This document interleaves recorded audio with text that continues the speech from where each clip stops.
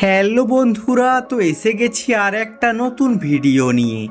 আজকে আমি আপনাদের বলবো বাংলা সিরিয়ালের কোন অভিনেতারা অভিনয়কে ভালোবেসে মোটা মাইনের চাকরি ছেড়ে দিয়ে অভিনয় জগতে এসেছেন এবং অভিনয়ে আসার আগে তারা কি কাজ করতেন।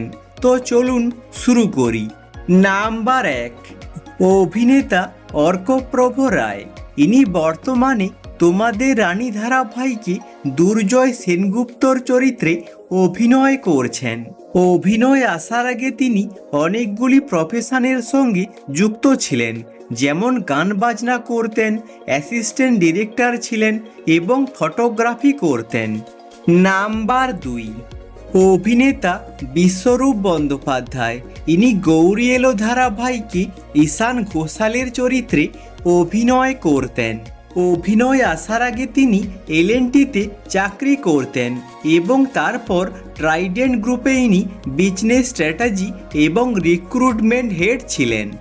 নাম্বার 3, অভিনেতা হানি বাফনা। ইনি সোহাগ জল ধারাবাহিকে শুভ্রজিৎ চ্যাটার্জির চরিত্রে অভিনয় করতেন।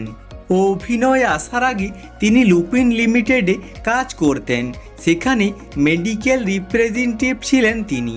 5 বছর সেখানে কাজ করেছিলেন তিনি। নাম্বার 4, অভিনেতা নীল ভট্টাচার্য। ইনি বাংলা মিডিয়াম ধারাবাহিকে বিক্রম চ্যাটার্জির চরিত্রে অভিনয় করতেন। অভিনয় আসার আগে তিনি দিল্লির একটি বড় ইঞ্জিনিয়ারিং ফার্মে মোটা মাইনের চাকরি করতেন। নাম্বার 5, অভিনেতা বিশ্বজিৎ ঘোষ। ইনি খেলনা বাড়ি ধারাবাহিকে ইন্দ্রজিতের চরিত্রে অভিনয় করতেন। অভিনয় আসার আগে তিনি টিসিএসে ভালো বেতনের চাকরি করতেন এবং তারপর সেই চাকরি ছেড়ে তিনি চলে এসেছিলেন বিনোদন জগতে। নাম্বার 6, অভিনেতা জয়দেব রায়। ইনি হৃদয়হরণ বিএ পাস ধারাবাহিকে হৃদের চরিত্রে অভিনয় করতেন। অভিনয় আসার আগে তিনি ইঞ্জিনিয়ারিং কমপ্লিট করেছেন এবং তারপর এমবিএ ডিগ্রি লাভ করেন। এরপর 2009 থেকে 2014 পর্যন্ত কম্পিউটার ইঞ্জিনিয়ার হিসাবে চাকরি করেন। তারপর তিনি পা রাখেন অভিনয় জগতে। নাম্বার 7, অভিনেতা অভিষেক বীর শর্মা। ইনি বর্তমানে সোহাগ চাঁদ ধারাবাহিকে চাঁদের চরিত্রে অভিনয় করতেন। অভিনয় আসার আগে তিনি একজন ক্রিকেটার ছিলেন। কলকাতার একটি বড় সংস্থাতে তিনি চান্স পেয়েছিলেন, কিন্তু তার বাবা মা এর জন্য রাজি ছিলেন না, তাই তিনি ক্রিকেট ছেড়ে অভিনয় জগতে আসেন। নাম্বার 8, অভিনেতা সুস্মিত মুখার্জি। ইনি বর্তমানে বাদল শেষের পাখি ধারাবাহিকে মোহিতের চরিত্রে অভিনয় করছেন।